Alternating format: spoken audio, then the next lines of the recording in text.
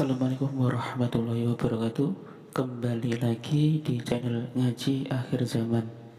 Di video kali ini kami akan membagikan ceramah Gus Baha yang membahas tentang jawaban untuk orang-orang yang tidak percaya dengan adanya Allah Subhanahu wa Ta'ala.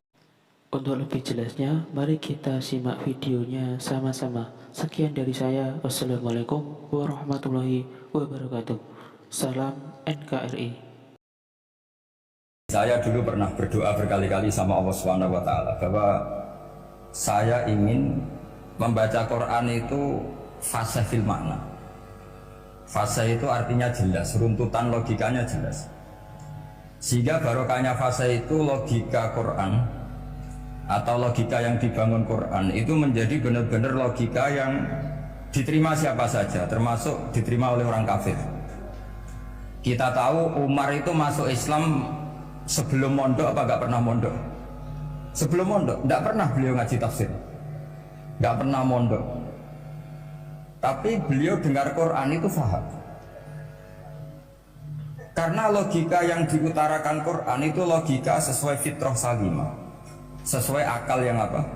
Sehat. Saya dimana-mana cerita karena ini kebanggaan para mufassir. Ketika Jubair bin Mut'im bin Adi menceritakan bapaknya yaitu Mut'im bin Adi, beliau adalah orang yang sangat pintar sekali sehingga didelegasikan oleh kafir Quraisy untuk jadi negosiator di Asra Badrin. Jadi perang Badar itu kan ada Asra Badrin, orang-orang kafir yang ditawan Islam. Kemudian orang ini diutus untuk jadi negosiator. Singkat cerita, pas datang ke Madinah, pas Rasulullah SAW baca surat Wattur wa kitabim mastur fi rokim mansur sampai ayat am khuliqu min ghairi syai'in am humul khaliqun sampai ayat am khalaqus samawati wal ard. Di ayat itu Allah menceritakan kalau Tuhan-Tuhan yang kamu anggap Tuhan itu sebagai Tuhan, misalnya Lata, Uzza, Manat, gak apa-apa kata Allah. Tapi kata Allah, saya minta bukti prestasi mereka apa kalau sebagai Tuhan itu. Apakah pernah ikut menciptakan langit bumi? Atau kalau nggak bisa menciptakan urun, kata Allah, urun semen sak-sak, kata Allah, sementing urun. Sehingga logika lalu terbangun, prestasinya apa? Tuhan-Tuhan yang kami tuhankan itu. Kata Allah, Qul ara'aytum ma tad'una min dunillah aruni madza khalaqu minal ardi am lahum syirkun fis samawati. Kalau mereka Tuhan, tunjukkan prestasinya ke saya, kata Allah. Apakah mereka terlibat dalam penciptaan langit dan bumi? Atau kalau nggak bisa menciptakan 100%, kata Allah setidaknya urun. Ya tadi urun semen, amlahum syirkun fisamat, syirkun maknanya urunan. Lalu ketuhanan berhala, Uzza dan sebagainya batal karena ayat ini. Orang kafir berpikir, wah ini tidak Tuhan karena nggak punya prestasi apa-apa. Lalu mereka secara ekstrim malah berpikir ateisme, tidak mengakui adanya Tuhan. Kalau nggak diakui adanya Tuhan, berarti alam raya ini dimulai dari ketiadaan. Logikanya berarti begini, hadhil maujudat khalaqahal adam.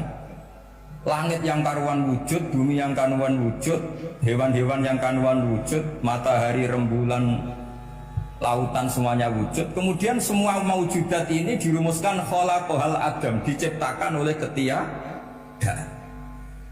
Pertanyaannya adalah mahwal junun asyaddu min hadza, kegilaan apa yang lebih parah ketimbang ini? Karena sesuatu yang wujud dimulai dari sesuatu yang tidak wujud. Berarti sama dengan mengatakan hadhil maujudat khalaqahal adam. Semua yang enggak ada ini diciptakan oleh sesuatu yang enggak ada. Jadi semua yang ada diciptakan oleh sesuatu yang enggak ada. Maka Quran ketika ngendikan am khuliqu min ghairi syai'in, apakah kalian semua atau mereka semua diciptakan min ghairi syai'in, min ghairi khaliqin maujudin. Saya ngecek di beberapa tafsir, termasuk bukan kitab tafsir tapi maknanya sama seperti di Ihya. Masa alam raya seindah ini, seeksistensi ini, senyata ini kemudian diciptakan oleh sesuatu yang tidak ada. Mereka akhirnya mikir, ya harus diciptakan oleh sesuatu yang ada. Nah, karena sesuatu yang ada ini posisi pencipta, maka harus berstatus super. Nah super ini oleh ulama dibahasakan wajibil wujud. Maka zat yang menciptakan ini namanya zat sing wajibil wujud. Lalu wajibil wujud ini oleh Islam disebut Allah Subhanahu wa ta'ala. Kayak apa fasihnya Quran bikin logika? Atau orang yang jadi Tuhan itu yang mengklaim sebagai Tuhan, itu juga mungkin, yang penting mewujud. Siapa itu Fir'aun? Fir'aun itu mengaku sebagai Tuhan. Dia sudah sah dari segi dia wujud. Namanya orang wujud punya eksistensi, mungkin berkreasi. Saya ulang lagi, namanya orang wujud punya eksistensi, tentu mungkin berkreasi. Tapi pertanyaannya begini, ketika Musa tanya, pertama ditanya Musa, lalu kamu kalau menyembah selain saya, nyembah siapa? Kata Musa, Rabbul Alamin. Siapa Rabbul Alamin? Rabbus samawati wal ardi, yang menuhani langit bumi. Terus kata Fir'aun, tidak jawab, manggil Haman. Haman, kamu kan arsitektur, coba ibnili sorhal la'ali abluhul asbab. Ya Haman ibnili sorhal la'ali abluhul asbab. Bangunkan satu piramida yang tinggi, la'ali attali'u ila ilahi Musa, saya ingin melihat Tuhannya Musa. Lalu kemungkinan Tuhan di bumi, kata Fir'aun, ma'alim tulakum min ilahin ghairi, kemana-mana saya melihat yang jadi Tuhan saya. Musa ngerti kalau Fir'aun ini pokok cara bahasa Jawa itu menerangkan sifatnya Allah itu dengan sifat yang sederhana, tapi justru dengan sederhana ini Fir'aun tidak bisa jawab. Terus Nabi Musa ganti argumentasi, Rabbukum wa Rabbu abaikumul awalin, yang nuhani nenek moyang kamu, leluhur kamu. Itu terperangah, kagetnya bukan main Fir'aun. Karena para umatnya, para punggawanya lalu berpikir, kalau ini Tuhan berarti buyut-buyutnya nggak ada Tuhan, kan Tuhannya datang terlambat. Makanya Pak Jokowi kalau dituduh PKI gak terima. Saya ini lahir tahun berapa itu, pas ada PKI itu masih 4 tahun, masa ada PKI balita. Ini enggak, ini ada Tuhan balita, Tuhan terlambat.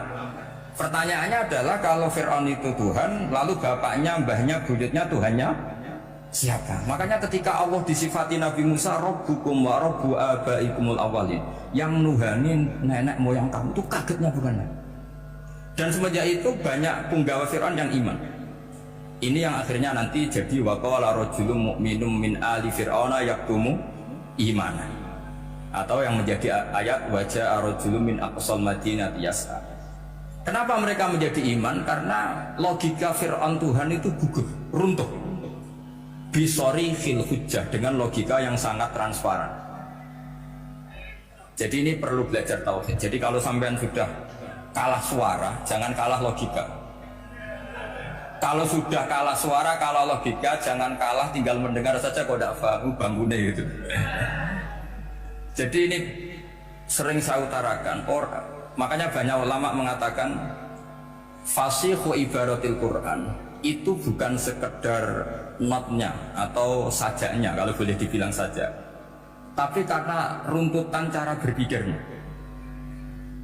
Maka kelihatan sekali di tema-tema Quran, ketika nyifati Allah Rabbus samawati wal ardi tidak mengalahkan Fir'aun, justru dengan sifat yang ringan Rabbukum wa Rabbu abaikumul awalin bisa mengalahkan Fir'aun.